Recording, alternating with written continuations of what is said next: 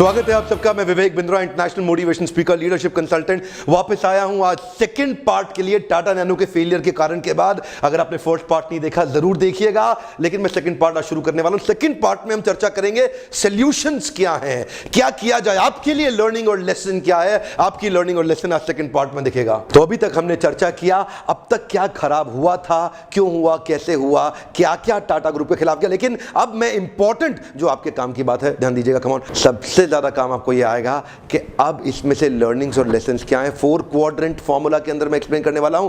4 quadrant से जरा ध्यान दीजिएगा। कोई भी प्रोडक्ट या सर्विस, आप जो भी नौकरी कर रहे हैं, धंधा व्यापार कुछ भी कर रहे हैं, उसको कहीं ना कहीं आपको अपने कंज्यूमर को पोजीशन करना पड़ेगा। कई बार लोग नौकरी करते हैं, वो सोचते हैं मैं तो व्यापार नहीं कर रहा, मैं अपने प्रोडक्ट कैसे पोजीशन करूंगा। ध्यान दीजिएगा, आपका बॉस आपका कस्टमर है। One more time, come on, आपका बॉस आपका कस्टमर है। आप अपनी सर्विसेज को कैसे पोजीशन करोगे ताकि जो आप सर्विस अपने बॉस को बेच रहे हो वो आपको अच्छी तनख्वाह दे सके। उसको खरीदने के लिए आपसे हर साल आप चाहते हो कि आपको तनख्वाह ज्यादा मिले। You want to get paid more for the services that you are rendering to your boss. तो प्रश्न उठता है आपके लिए सीखने के लिए क्या है, इसको आप कैसे अप्लाई करेंगे अपने जीवन के अंदर। ध्यान दीजिएगा, 4 क्वाड्रेंट्स हैं। ये 4 क्वाड्रेंट्स हैं जो वैल्यू प्रपोजिशन के क्वाड्रेंट्स हैं। या तो आप इमोशनल वैल्यू क्रिएट करेंगे अपने कस्टमर के लिए, या आप अपने कस्टमर के लिए फाइनेंशियल वैल्यू क्रिएट कर सकते हैं, या एक परफॉर्मेंस वैल्यू क्रिएट करेंगे, प्रोडक्ट अच्छा परफॉर्म कर जाता है, या रिलेशनल वैल्यू जो संबंधों की होती है। जब ध्यान दीजिएगा, 4 क्वाड्रेंट्स के अंदर टाटा नैनो ने क्या गड़बड़ की और आपको कहां पे क्या करना चाहिए उसको हम समझते हैं। इमोशनल वैल्यू आपके इमोशंस को सेटिस्फाई करता है। ये एस्पिरेशनल होना चाहिए। कई बार ये लग्जरी ब्रांड आइटम्स के साथ एसोसिएटेड होता है। कई बार रिलीजियस बिलीफ्स भी होते हैं कि इमोशनली आदमी अटैच हो जाता है प्रोडक्ट सर्विस के साथ में। कई बार सोशल बिलीफ भी होते हैं, जैसे हमने देखा कुछ पॉलिटिकल पार्टी अच्छा करे ना करे लेकिन उनके गांव के लोग उनको वोट देंगे ही देंगे, उसको बोलते हैं सोशल बिलीफ। तो ये सारी है इमोशनल वैल्यू।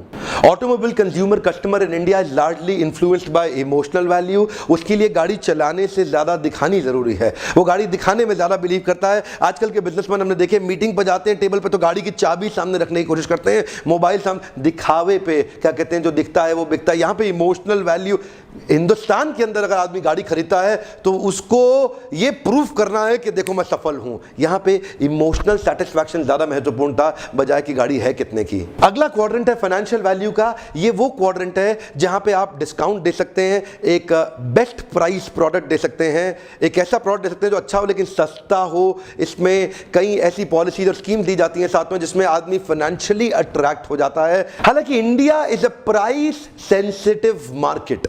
इंडिया में कोई भी चीज सस्ती ले आओ, आपके सपोर्टर बहुत बढ़ जाएंगे। इंडिया में कोई भी चीज का डिस्काउंट दे दो, आपके सपोर्टर बहुत बढ़ जाएंगे। प्राइस सेंसिटिव मार्केट है। लेकिन इंडियंस इस प्रोडक्ट में, जो कार कंज्यूमर है, इस मामले में उनके लिए इमोशनल वैल्यू फाइनेंशियल वैल्यू से ज्यादा महत्वपूर्ण है। इसलिए फंस गए। थोड़ी सी गलती हुई पोजीशनिंग के अंदर, कुछ नहीं, बाकी सब ठीक है। टाटा नैनो को गाड़ी खराब नहीं है, पोजीशनिंग में थोड़ी सी गलती हुई। यहां पे इमोशनल वैल्यू उतना जनरेट ही नहीं कर पाए जितना फाइनेंशियल वैल्यू पर फोकस करते रहेगा कि सस्ती गाड़ी है, लाख रुपए की है। यहां इमोशन को झटका लग गया, लटकिया।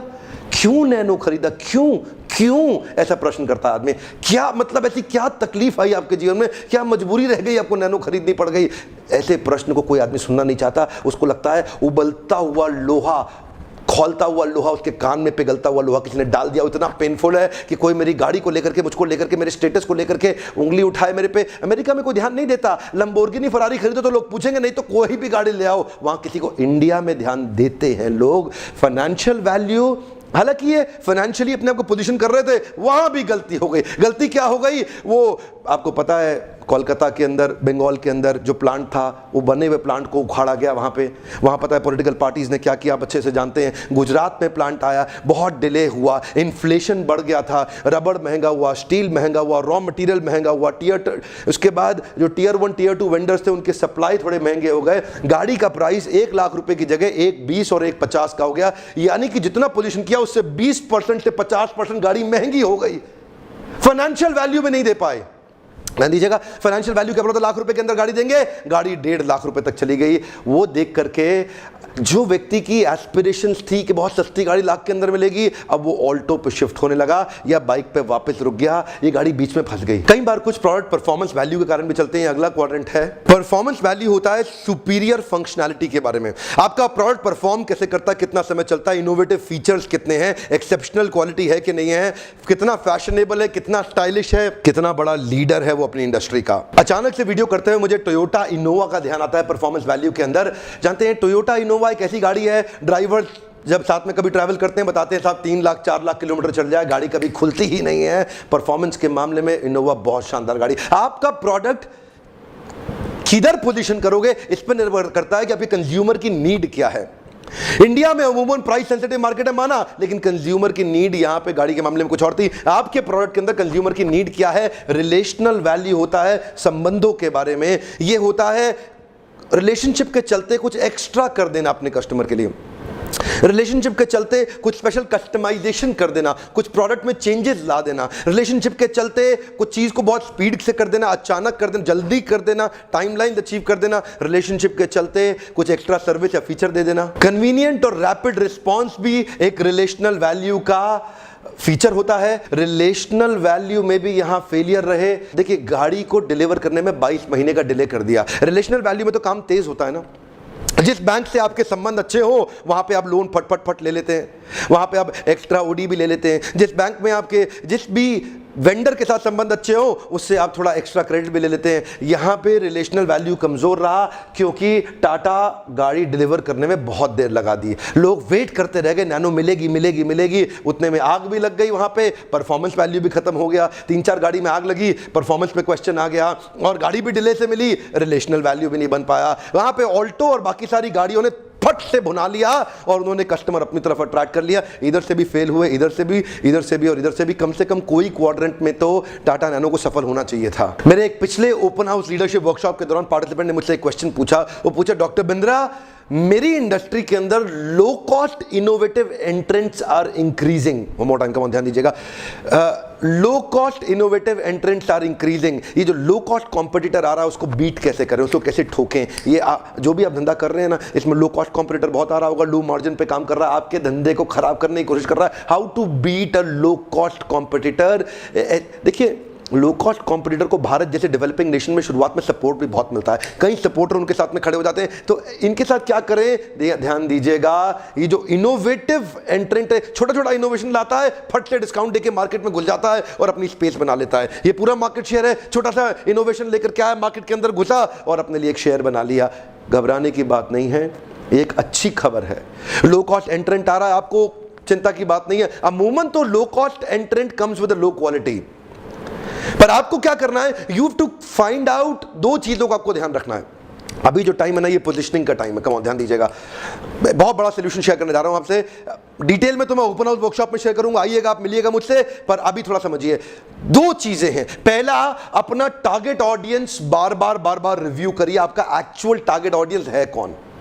नैनो ने भी ये गलती किया था पीछे, पर आप ध्यान दीजिएगा, आपका जो भी प्रोडक्ट सर्विस है, आपका टारगेट ऑडियंस कौन है उसको बार बार रिव्यू करिए। और उसके बाद सेकंड रिव्यू का क्वेश्चन है, आपका वैल्यू प्रोपोजिशन क्या है आपके टारगेट ऑडियंस को। अब समय आया है, लो कॉस्ट एंट्रेंट घुसा, आपको घबराने की जरूरत नहीं है, खाली ये 2 प्रश्नों के उत्तर निकाल लो।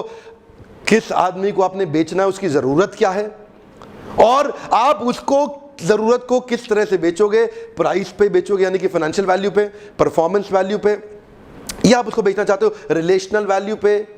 आप कौन सी वैल्यू पे आप उसको बेचना चाहते हैं, या इमोशनल वैल्यू पे बेचेंगे आप उसको। देखिए इंडस्ट्रीज बहुत सारी हैं, सारी इंडस्ट्रीज का नाम नहीं लूंगा, आप किसी भी इंडस्ट्री से हो सकते हैं, लेकिन आपको 2 प्रश्नों का उत्तर निकालना है। आपका एक्चुअल टारगेट ऑडियंस कौन है, मतलब किसको आप अपना प्रोडक्ट पोजीशन करने जा रहे हैं, उस हिसाब से फिर आप रिवर्स मैन्युफैक्चरिंग करेंगे, रिवर्स प्रोडक्शन करेंगे, रिवर्स सर्विसेज को तैयार करेंगे। और दूसरा, उसको आप कौन सी पोजीशनिंग पे बेचेंगे।